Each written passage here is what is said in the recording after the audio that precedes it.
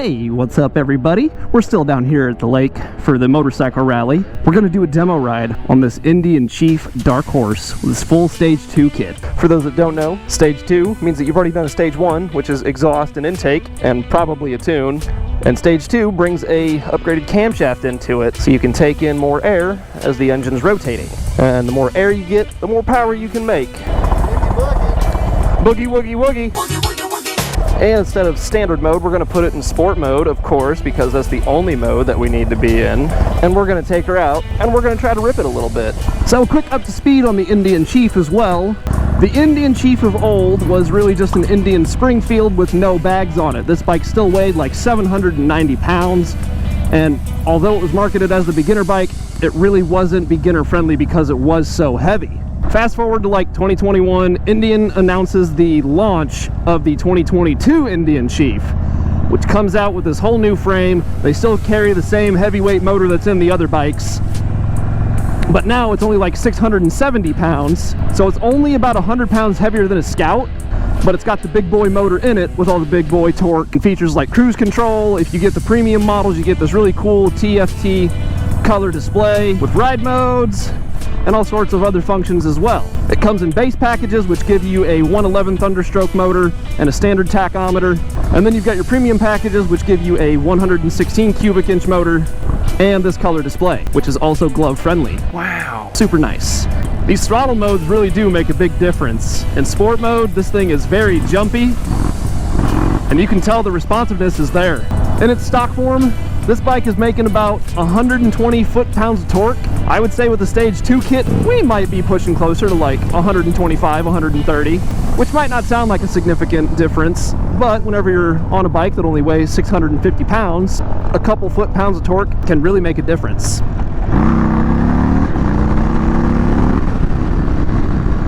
And it rips. This bike totally rips.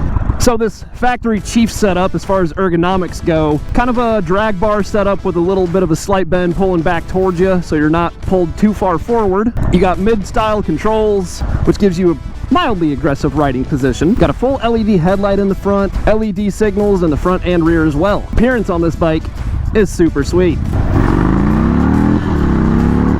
If you already have an Indian Chief and you're wanting a little bit more performance out of it, I think the Stage 2 kit's well worth it. Yeah, exhaust and intake will give you the sound that you want, but cams will give you a little bit more chop at your idle, and you're also going to notice a significant power difference in those lower RPMs where it's opening up that valve more, allowing more air to flow in.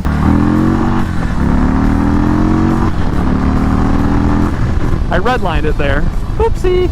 It's a good thing this is a demo bike and gets the shit beat out of it all the time. And now we're at highway speed. Damn. You know, for having the Stage 2 cam, intake, the Stage 1 exhaust and all that on this bike, 70 miles an hour, once you've reached your cruising speed, there's really a minimal vibration that I'm feeling through the handlebars. In fact, if I had to represent the vibration on a scale of 0 to 100%, I'd say I'm feeling maybe 5 to 10% of the vibration of the motor.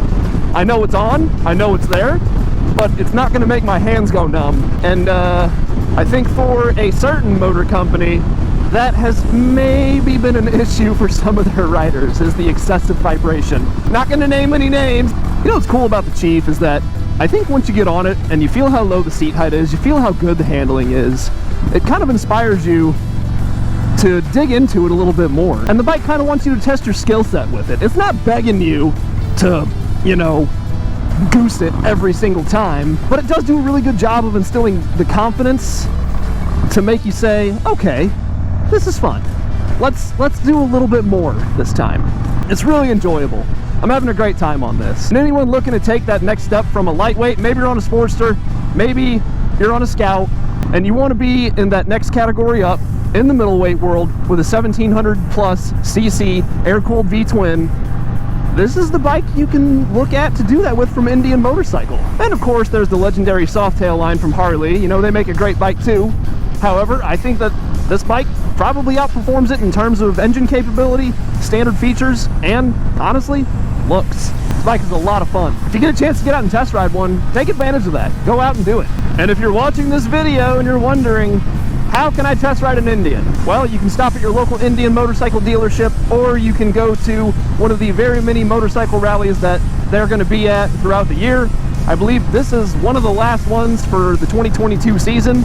It is September 15th today. They're going to be here till the 18th, and I believe it's going to be the same way next year. So, to stay in the loop on that, just visit their website, look at their events calendar, check all that stuff out. You might be able to squeeze something into your schedule if you plan far enough in advance. Look at how responsive that throttle is. Watch my wrist and listen. Yeah, this might be the king of the middleweight cruisers. I honestly, I don't know. I know there are some really competitive softail models out there. Like the Street Bob is probably the closest I can think of that relates to this motorcycle. But this bike, I don't know. This bike is really impressive. I think if I was gonna go for a softail, it'd probably be the Lowrider S, which you can check out that video right here if you want to see that. That bike was super fun too. And that bike put a huge smile on my face and really impressed me. But they're not exactly competitive because they're set up so vastly different that I wouldn't say that they're right in line and you should compare the two side by side. This is definitely more Street Bob-esque, and even more so than that, maybe you want to look at the Chief Bobber. Yeah, sport mode is not what you want to be in for around town. This is so touchy and jumpy.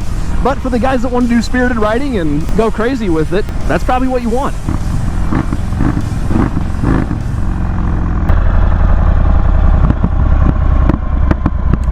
Oh, listen to that. Oh my. That was solid. So right quick before we cap off the video and end it, here's your lineup. Standard Chief, mag wheels, Chief Bobber, wire wheels, Bob fenders, Super Chief, quick release windscreen, bags, passenger seat. Each one of these bikes kind of does their own special thing in the lineup, so you have to consider what kind of rider you are to make an educated decision. If you're the type that wants a long haul, maximum comfort, excellent storage motorcycle, this is not a good buy. You shouldn't buy this motorcycle because that's not what it's made for. You should be looking at one of the heavyweights. If you want a light duty touring machine that can also be a stripped down around town bar hopper, this is a good buy. So just consider all of that stuff before you go out and think about picking one of these up. That's gonna be the end of today's video. Thank you so much for watching. Have a great day. Ride safe.